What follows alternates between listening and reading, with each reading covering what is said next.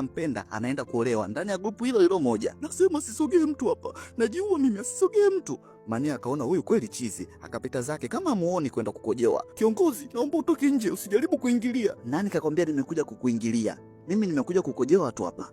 Anyway, wewe ona kifo ni kitu cha matani. Mimi najua uwezi fanya hivyo, unatishia tu. Sawa, jiue, msibani kwako tutakuja, tutakula, tunashiba na tunakuzika, tunakusahau.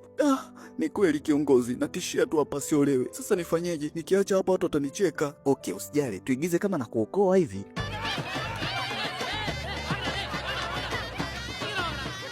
Aisee, hili grupu alilopewa Mwamba walikuwa ni vichaa kabisa. Baadaye jioni Mani akiwa na mwanawe wamechili, dogo anacheza gemu. Baba, SMS yako hapa. Sanjana naomba mtoke dina. Mtoka hapa, maliza mwiki yako kwanza. Mani hana baya, akaona sio mbaya, akafika kukutana na Sanjana. Mrembo alikuwa anajingatangata tu, hana la kuongea, mapepe mengi. Mchizi akasema, okay, ngoja nitoke naongee na simu kidogo. Waleti yangu hiyo hapo, utalipia msosi hapo sawa. Sasa binti ilivyokuja, binti kufungua waleti ya mshikaji, anakutana na picha ya Mani pamoja na Sindu meneja wao. Ya kipindi hiko wako chuo. Binti alivunjika moyo kabisa, akaona kumbe hao walikuwa wapenzi, yani alitamani hata kulia. Kesho yake akamfuata Amit na kumuuliza. Mchizi akamchana mkasa mzima ulivyokuwa. Binti naye akaenda kuambia grupu lake. Mwamba yetu Salva naye ilimuuma kinoma. Kumbuka na yeye anamtaka manager.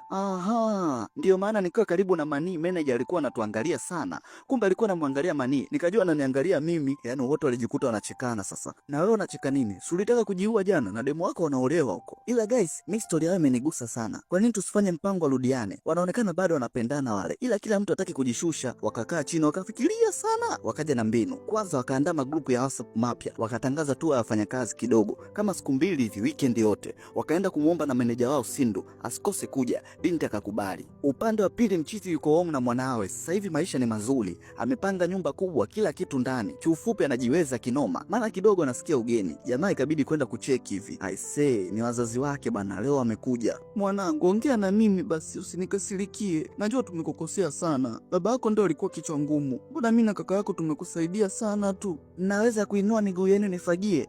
Dogo alikuwa juu yao ni akina nane, hajawahi kuwaona kabisa. Upande wa pili mama anabembelezana na mwana. Mume wako si alinikataa huyo? Alikuwa anajua mimi nitasota, si ndio? Na nimesota kweli, ila sasa najiweza. Kaka naye alikuja kupiga stori na mdogo wake. Huyu ndio bradi yake, hajawahi mtupaga kwenye shida na raha. Basi Mchizi hakuwa na noma, mwanaume hawekagi kinyongo. Isitoshe hii ni familia yake. Mzee alikuwa kimya tu muda wote, anaona aibu. Dakika za mwisho akamwomba msamaha tu mwanawe. Sometimes wazazi kweli wanakosea kwa watoto zao. Hakuna aliyekamilika. Jamaa hakuwa na noma, mambo yaliisha, wakaagana pale na kurudi zao home. Okay, siku ya tour ilifika, wako site sasa wanaandaa pilau. Ilikuwa ni maeneo fulani vya Sunrise Beach.